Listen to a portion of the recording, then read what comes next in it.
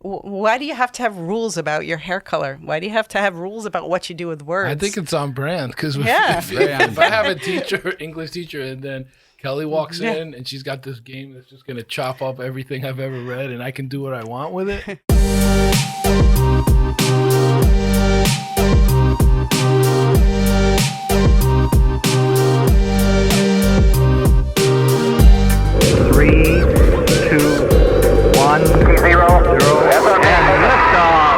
Everybody, welcome to Mission Control. This is your host, Ramon Peralta with Peralta Design, and we launch brands, and we've got an exciting, educational, fun, gaming episode today. We have the one and only Kelly Della Rocha, founder of Poem Renovation.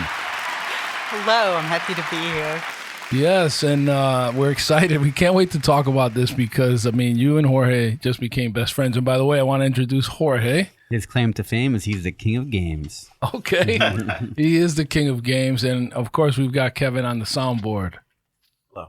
The Duke of games. Hello. It's always right off the cliff. It just comes down. We build it up, and he brings us back down. But we're so happy because we get to talk about games today. And Kelly, we can't wait to hear your story about this game. We met at Reset, actually. Yes, we did. Yeah, congratulations. You came in second.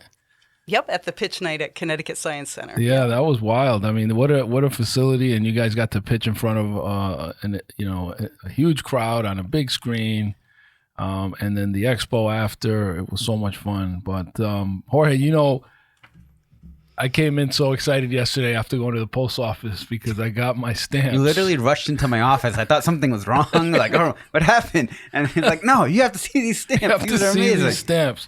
So here's the thing. I used to draw these characters when I was a kid and playing Dungeons and Dragons, and now I wish I had these because this would have been like, this is me. I'm the elf or I'm the troll or whatever. But it's just crazy to me how mainstream like Dungeons and Dragons and these kind of fantasy role-playing games have become. I love this renaissance of basically it being culturally acceptable to be nerdy. It's hip to be square. Yeah, Louis Lewis said it best. Exactly. Yeah. And I'm so happy that we've arrived at this point where all of these hobbies, for one reason or another, were kind of ostracized to like the basement dwellers, quote unquote, of the world.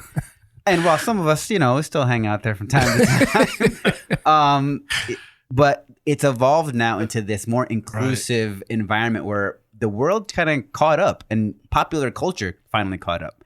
All of these things that were so fringe, comic books and video games and board games and even things like Dungeons and Dragons, it went from, who plays that to now. After Stranger Things, all of my nieces were like, we want to learn how to play. And before you know it, they all rolled up characters and, we made a whole like campaign for them, shooting from the hip. It's been great. Yeah. I mean, the Lord of the Rings growing up, I had to read those in high school, J.R. Tolkien and all this. And now, everybody's into Game of Thrones and the movies and all these different spin-off shows that are about Middle Earth and all this. It evolved from games to me. If you had to think about it, what would you think is the biggest contributor to the zeitgeist of nerdy being cool now? Like, how did that? Where did it happen? That generation is now in charge. I think nerds grew up and had more nerdy kids on it. Well, I think COVID had a lot to do with it too, because we were stuck at home. We needed something to do.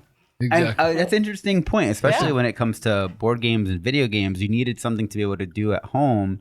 And it gave you this opportunity. You had this incredible audience that you might never have had before. A captive audience. Exactly. And the games of today are much, it's not like Monopoly or Parcheesi or Sorry. Right. They're more involved. I don't want to yuck anybody's yum. If that's your favorite game, if you're like, I'm a Monopoly. And actually, if you play competitive Monopoly, the way that the rules are actually putting in, what makes Monopoly so long is that people are playing by these family rules that are not in the rule book, that everybody has putting just kind all of passed the fines down. on Go or not Go, free parking.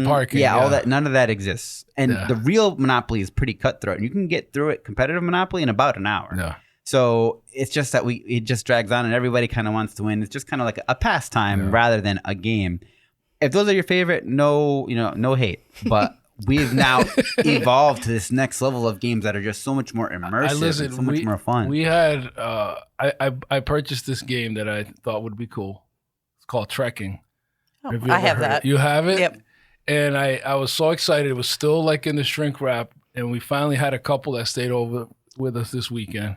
They drove up from Virginia, and it was like the perfect time to like pull this out. And I guess it was a little bit too late for Nancy's liking, because she starts reading through the instructions, and I was just like a kid, like, we're gonna play. And she was like, "Yeah, I read through the instructions. It's a little bit late. It's a little bit complicated, so we just kind of put it aside, and we haven't played it yet." You know what I do a lot of times when I have a new game is watch a YouTube video that shows how it's played. That can be really helpful. What do you think of Trekking? Do you enjoy it? Yeah, I do. It took a little while to get used to how it worked, and it's a big board and lots of things going on. But once you get into it, it's fun. And you go to all the different national parks. Yep, the national parks. Oh, yep. That sounds cool. Oh, yeah. And I fully agree. If my number one thing that when we get a new game, normally do YouTube videos. There's a bunch of great channels.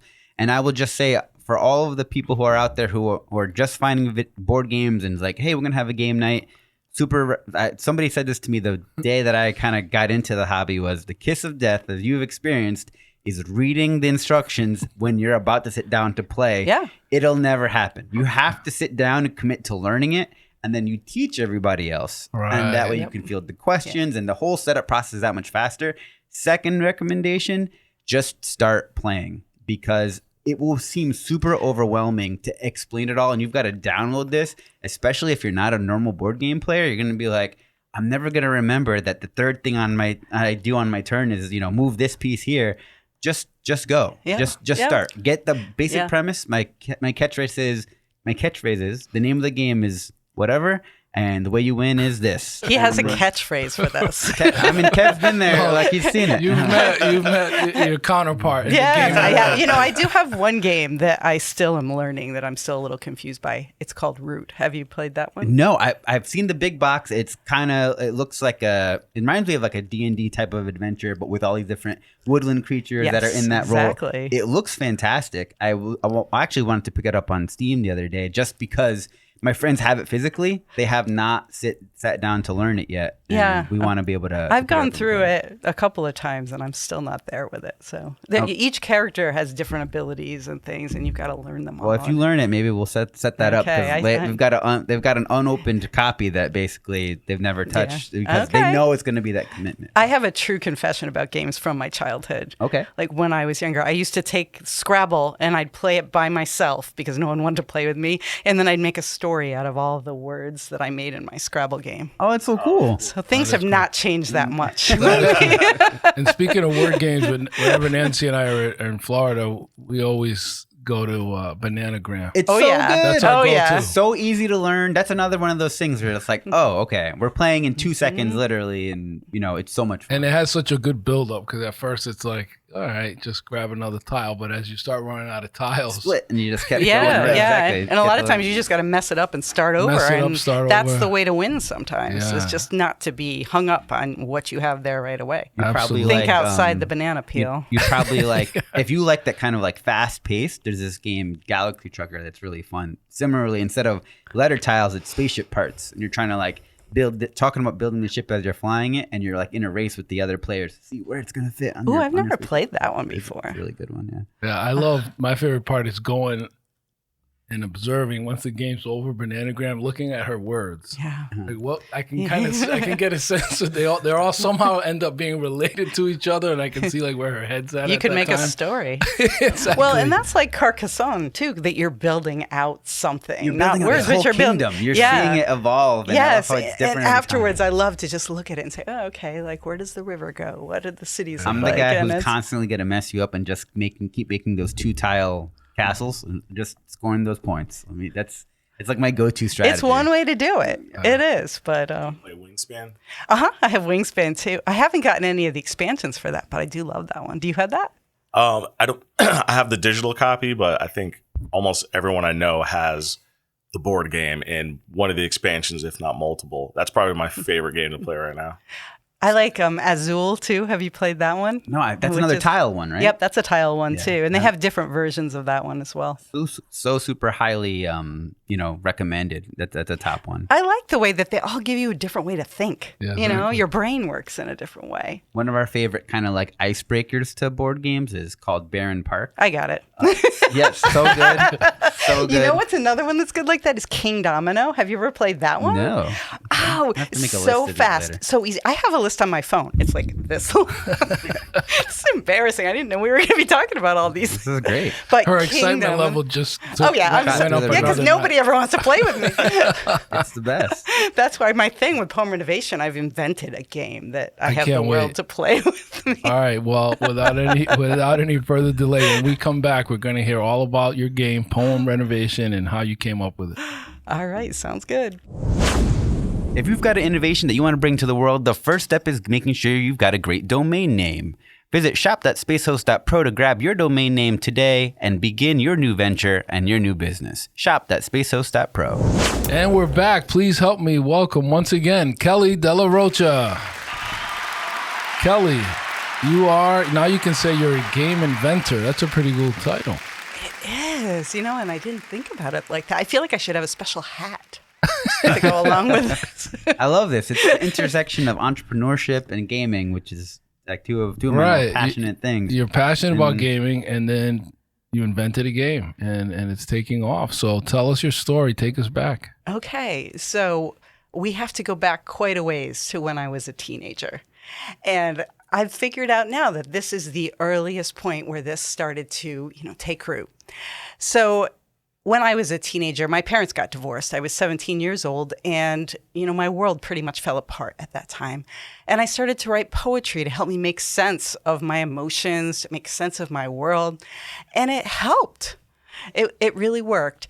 And so after that, I became a journalist, and all my life, words have been my best friend. They've just been a source of inspiration. They've been a source of income. They've just been my life. And during COVID, when everything shut down and we had a lot of time to think, I started to think about the poems I had written when I was a teenager and how they represented me at that time.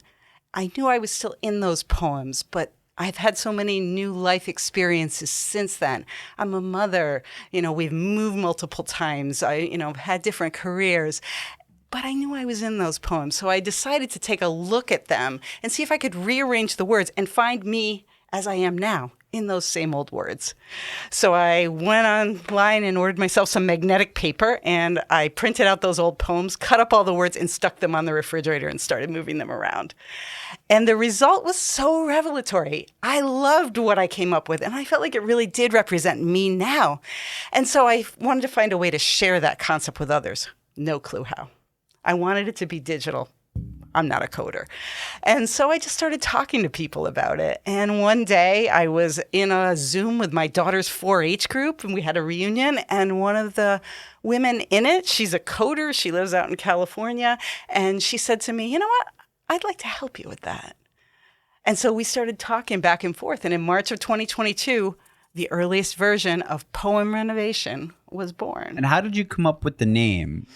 Well, it's kind of literal in a way, because I was taking my old poems and rearranging them. I also liked that it sounded like home renovation. Right, a little play and on words we're changing things up, but we're doing it with words. And so when you sit down to figure out the mechanics, right, are you thinking of, are you writing the rule book first, or are you just play testing right away? Like, hey, how can we put this together? What's fun? My whole life, I've never written the rule book first. It just happens. And you're a writer too. And so I am a writer. Yes, so- I'm a journalist, and yeah, we could talk a little bit about that too if you want. Yeah, absolutely. I mean, when did you first discover the gift for writing, or as a creative outlet? Well, my dad was an English teacher. Okay. And he taught high school English, and I always just loved when he was correcting papers. I wanted to help. And even when I was in middle school, he was letting me correct the high schoolers' papers because I was good at it. I don't know. Words just came to me. It was fun. And so then, the power of the red pen. Yeah. And like I said, then I started writing poetry, and I went to college for communications. And I had an emphasis on speech when I did that as well. So speech communications. Did you know that you wanted to turn communications into journalism directly? Was that, were you drawn to that, or was it more where you netted out? I knew I wanted to write, but I didn't know if there was any way I could make money with writing. And so in college, I did an internship with the American Cancer Society as a special events coordinator. And there I was able to do things like write press releases and correspondence like that. And so I was using my writing a little bit. And I worked my way up to being an executive director with the American Cancer Society in upstate New York. And then one Christmas, I was on vacation and realized I didn't want to go back after vacation. And I said to my husband, I don't want to do this anymore. And he said, quit.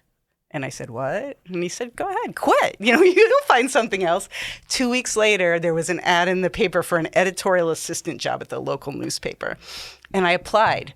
The man who interviewed me told me, you do realize that this is never going to lead to a reporter job because this is a very entry-level kind of a thing. And I said, okay. And I knew that I could do it. And I knew I could prove myself to him. And I did. And I got to be a reporter. I worked for that paper. Yep, I got my foot in the door. I showed them what I could do, and I did it. Excellent. What are some stories that you reported on that just stick in your mind where you're like, wow, I can't believe I was here? Or just something that's memorable even? Interviewing Anthony Bourdain was memorable. Wow. Okay, talk about... And even more so than after he died by suicide, going back, and I still have the recording of that interview and listening to see, were there any clues? It was a couple years before. That was interesting. I've done things like snowshoeing out on a lake in the Adirondacks to go to a place that was only accessible, by a snowmobile or skis or things like that. I don't know, all sorts of neat things. Writing has taken me all over the place. I've done press trips to Cancun.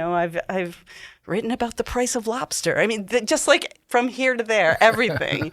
I've done obituaries. Just words are so powerful, and just I love to be able to harness that power and to communicate things to people. I know I have the talent to do that. Absolutely. And how have you expanded the vocabulary over the years so that you continue to kind of get better and better? I continue to go to writing workshops. A lot of them are just for my own personal enjoyment, but they definitely help me to grow as well. Yeah, I always felt like the New York Times crossword was a great way to expand your vocabulary. Oh yeah, that goes without saying. Word games all the time. Do you find that you're also an avid reader as much as having a passion for writing, or is it not quite the same level? I've always been an avid reader, but I've found as my life has gotten more complicated that I don't have as much time. A lot of time I'll listen to books while I'm walking or something like that, cleaning the house. Multitasking is how I would do it. But yeah, I have such an appreciation for, beautiful writing. Wow. So in this chapter of your life now, you're not doing journalism anymore. You full-time Poem Renovation? I am. Exciting. I've been saying no to writing assignments, and I love the writing assignments, but I feel like this is what I need to do now. And it didn't start out as, I thought this up and now it's going to be a business. It was July of 2022 when I finally had enough bandwidth on the website that I could introduce it to the world, so to speak. And I was at a writing conference at that time, and so I started showing it to the people who were there and to see what they would think of it. And the people that kept coming up to me time and again were the teachers saying, I need this in my classroom. This is something that could really help my students. They don't have wordplay anymore. We're always, teaching to the test. It would just be nice for that, as well as the social emotional learning aspect.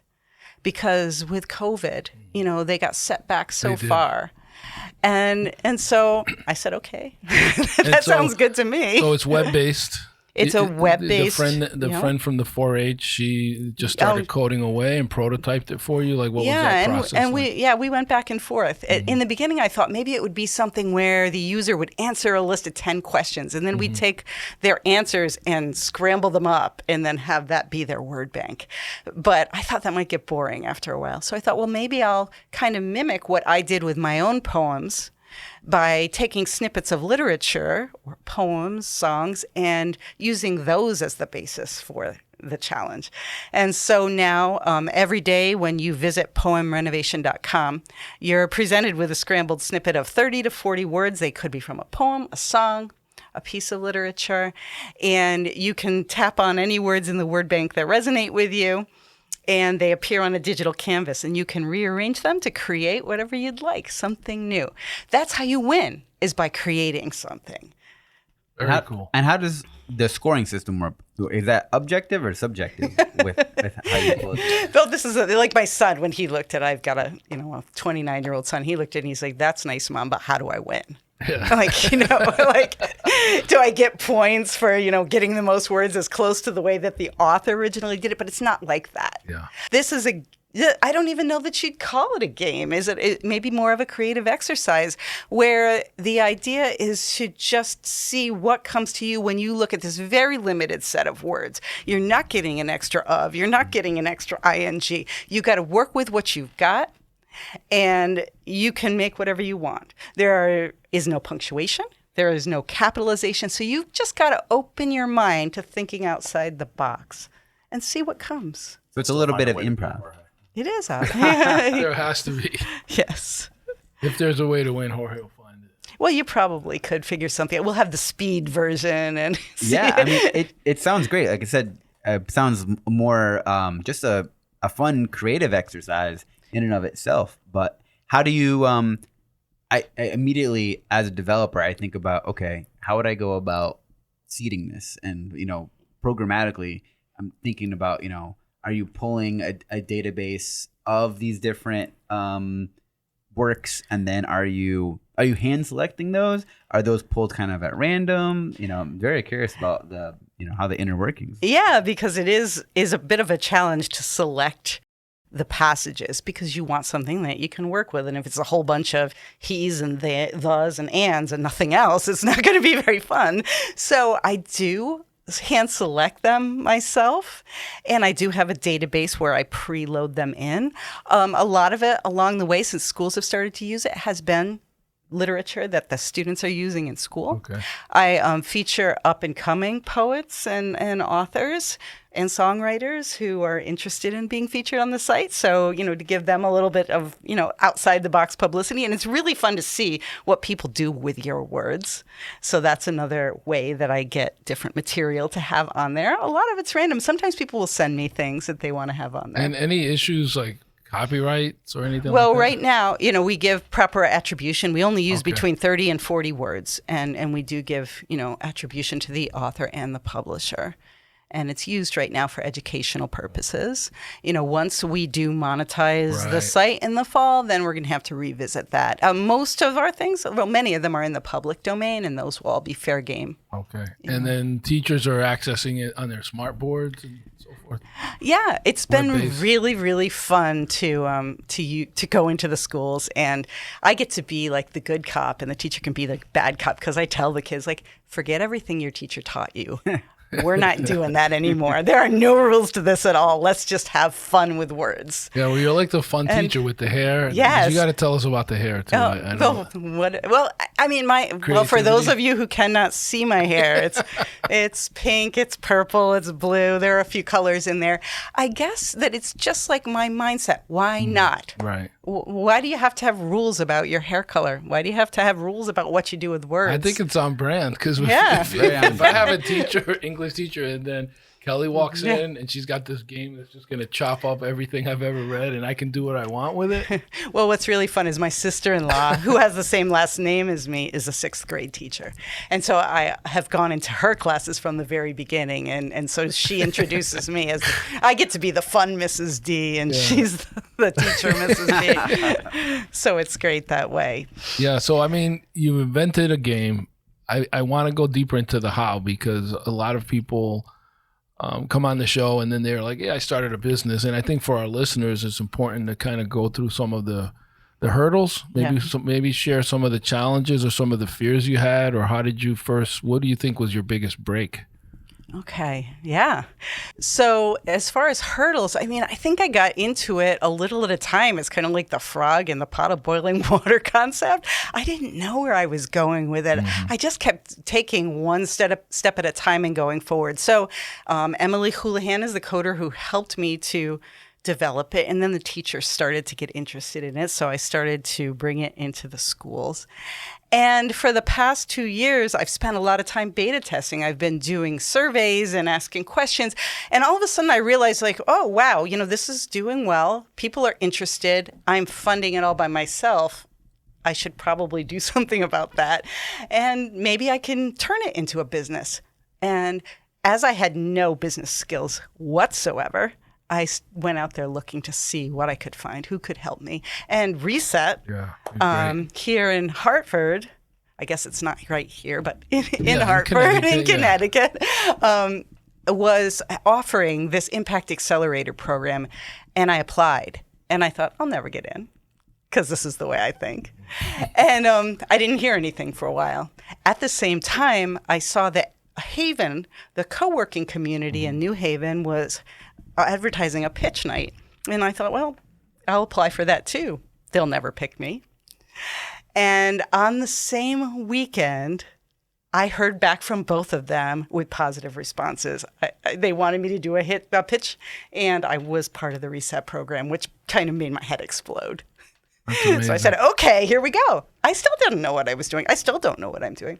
So I also have a family friend, a longtime family friend, John Malillo, who has been working. He's retired now. He worked for years in the digital media industry, and he has come on as a business leader for me, helping me to figure out the part of the business I don't know.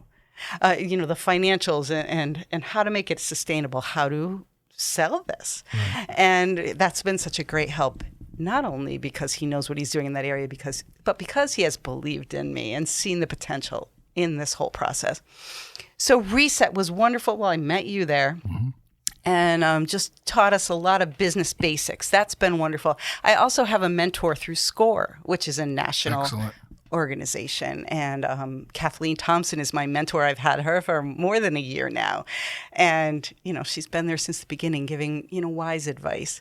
And Connecticut Small Business Development Association as well. Christine Sullivan is my mentor there. And just all these people have been amazing helps to me, helping to guide me and give me suggestions. And I've had other entrepreneurs here in Connecticut who have been wonderful mentors as well. Everybody's so welcoming, and really the resources are out there for you. Right. Free resources. Too, I think that's great advice. Yeah. Is that, you have to be humble enough to admit, okay, this is not my lane and I need help. Absolutely. And I think a lot of entrepreneurs try to do it all and do it the hard way. And you were asking about my biggest hurdle. And well, I would say that was believing in myself and believing that I could do this. There is a book called The Artist's Way. I don't know if you've ever heard of that, by Julia Cameron. And it's a book that helped me to figure out what was standing in the way of me pursuing my creative endeavors. And that was the idea I had in my head from my childhood, when I was always told, do something constructive. And that something constructive was never something creative. It was like, mowing the lawn or, picking rocks out of the garden. And so I found that as an adult, I was using every excuse I could find to do constructive things and then leaving my quote unquote constructive things and leaving my creative pursuits for last. And once I gave myself permission to do what was creative, what was inside me, what I really wanted to do, that's when all this happened. Yeah, and I feel like you've lit up. Since, yeah, absolutely. You just have this great energy. That's what I told these guys that, from meeting you and hearing you pitch, you just speak with such passion about this game. Yeah, I think, and it's beyond the fact that I've invented something physical, a game, as you say, because this is a way that I have found, a tool that I have found to help people to communicate, to help people sort out their own thoughts and feelings, just like I did when I started out with poetry as a 17-year-old. I see myself in these kids. I've had, been in the classroom when there have been kids who were really shy. There was one girl who was so shy, she wouldn't talk unless she had her hand in front of her mouth. And we give them an opportunity to work on their poems and then share if they'd like in front of the class. And she actually came up, and she did have her laptop in front of her mouth, but she did it. She shared in front of the class, and she was so brave. And things like that have happened that have made me think, if these kids can be so brave, I can too. And so it's been fantastic to see that evolution with this, website and what I've been able to accomplish. I feel like I'm going back to little me and giving myself a tool. And now we're progressing further into the elder care community, which is exciting too. Right, I want to hear all about that. Yeah, I have to tell you about that. Yeah. And I've so many things to tell you, but another exciting thing that happened this summer was that I applied to be part of the Yale Innovation Summit and said they'll never pick me. And they did. And so John Malillo, who's been helping me, he and I went for the 2 days there at that summit. And we had on a screen our pitch deck. And it was scrolling all the time. And we were able to talk to people about it. I was in the arts division, or I think that's what they call it, the arts track. And I thought, okay, there's all these people in tech and biotech and all these other super techie areas. And I thought we arts people would be in our colorful little corner all by ourselves, and that would be that. But it wasn't. It was so neat to have that cross section of people and these different ideas coming at you from people with brains that work differently than mine. And so, we were talking about how we might be able to implement AI with this and just all these different possibilities. It was fantastic. And then at the end, the last day, when I was out in the courtyard during the award ceremony, because I was positive that we wouldn't win, so I'm drinking cocktails with John and yes, and John looks up at the big screen that's up on the wall there. They're broadcasting the award ceremony. He says, "Kelly, I think I just heard them say Poem Renovation." And I said, "No, you did not. I think I just heard them say it again. I think we won something. We need to find the award ceremony." Like, oh my God. So sure enough, we found where it was, and I go walking down very slowly down the side aisle, slinking down to the guy with the clipboard and said, "Hey, I think maybe we won something." And sure enough, we won for our category in the arts division. That's amazing. And just this has all been so affirming. Yeah. Making me think, wow, I'm not the only one that thinks this is a good thing. The world is embracing it. It really feels like it's your purpose, like what you were meant to do. It is. All these other things kind of led up to it. It is. And what's been really interesting is that my journalism skills, my public speaking skills have become such an asset. Now I'm telling my own story. Right. I love telling others' stories. This is something new for me to tell my own. And I think it's a great advantage to have that command of language. And that's something that I'm hoping to give to others with what I'm offering as well. Yeah, that's beautiful. Now, you shared how it's affected young people positively. Tell us a little bit about the elder care and how you think it could impact that community. Oh, yes. So I'm working with United Church Homes, which is based in Ohio. And they are a provider in 15 different states. I believe they have about 7,000 residents.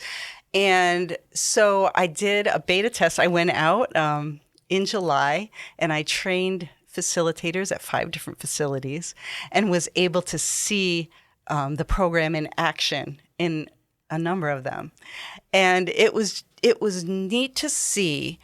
Now they have assisted living and they have independent living. They have memory care homes. So they have a wide spectrum that they offer. And I was able to see the people in independent living use the digital version and say, "Hey, this is cool. I could use this with my book group. It gives us so much to talk about." As well as seeing the people in memory care who could find success with a version that was, printed out and cut up so that they could move the words around on the table. And there was a mother and a daughter in one of the groups I visited, and the daughter was there visiting her mom who had memory problems. And she came up to me afterward and she said, "My mother was putting together words that made sense together, and I didn't know she could still do that." Wow. Cue the tears. It feels like this is bigger than me. It's a simple thing. But if we can help with mental acuity, if we can help with communication between family members, if we can just give people some fun. There are so many levels that this could be successful. Right, and I love that it could be, as you would say, tangible or digital.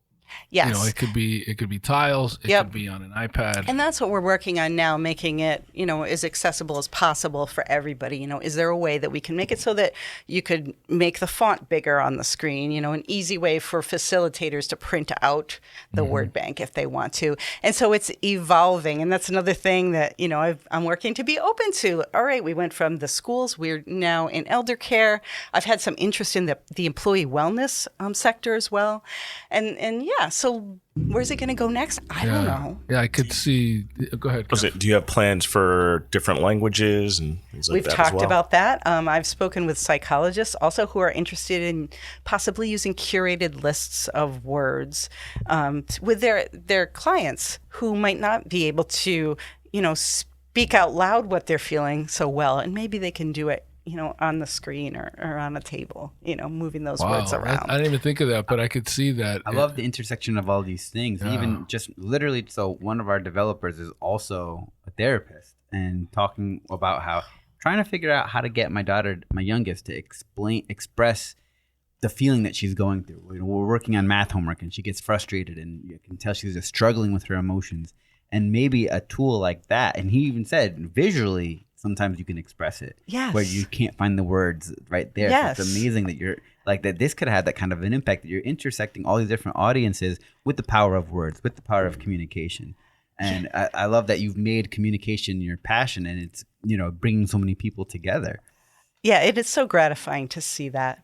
I know how words have helped me and to see that they could do that for others as well. Yeah. And I feel like with students these days, it's all scrolling, right. doom scrolling on, social media and things. So let's meet them where they are on the screens, but do something introspective and something that's more about what's inside of you than what everybody else is doing. I love it. Now, what happens next? I know we talked about exploring ways to monetize this. Do you pitch it to game companies? Are you trying to launch it as an independent label? Like, what are some of the discussions you've been having? Yeah, because this is the tricky part. I've been so lucky because so many people have believed in this and have donated their time. I did a crowdfunding campaign and I raised some money that way. And with the pitch nights I've been a part of and the Yale Ventures endeavor, I've been able to win some prize money that has helped. And some of it my husband and I have been funding. But really, it hasn't cost that much. But now we're to the point where if we want to build out, which we do, want to build out the software to include more features and things like that, we need to start from square one with it, really. And that's expensive, I've learned. Very.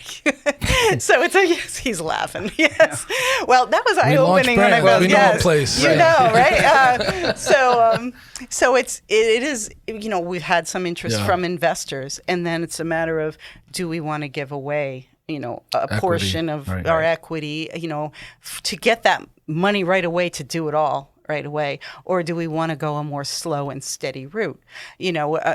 I'm hoping, we're going to be putting the site behind a paywall fairly soon, and we're working with our volunteer. We're paying our volunteer coder. She's no longer a volunteer now. We're working with her to make some basic upgrades to the site that we have now. We have a tip jar on the site where you can go and give a contribution if you'd like, but it's optional. It's still free to use. We always want to have some sort of a free version and be sure that people who can't afford it will also have access, because I feel like it can do and good. which is another route, like getting 1 million people using it. You may get some advertisers that will pay you to keep it free, right? And then you have the advertising version, and if somebody wants to remove the ads, they can pay for it. Right, that could be one thing. And we're looking at a subscription-based model, so hoping that we might be able to come to some agreement with the elder care community, and I'm putting together a package. Licensing, and we're feeling like that might be a more viable route initially than academia, because there are so many layers of bureaucracy that you need to go through with the schools. Homeschoolers, yes. Private schools, yes. Those might be a little bit easier place to start there, and I feel there's a lot of value in that market, but it's looking like an easier route to start could be elder care. Right. So that's what we're looking at now. We're trying to be very careful and not do anything stupid, because I feel like in my life I've been impulsive at times, and I'm like, all right, have half of it and give me all the money. Give me all the money. I'm not going to do that. What about Shark Tank? Would you go on Shark Tank? I don't know. I would need somebody with me, because I'm not a numbers person. If John would come with me, yes. But there, you got to make a decision right away. Right. They would say, well, then my offer's gone if you take more than 5 seconds. Right. Give me a bunch of words and I can figure that out, no problem. But numbers, forget it. And they're going to want equity. You mentioned that. Well, that's true.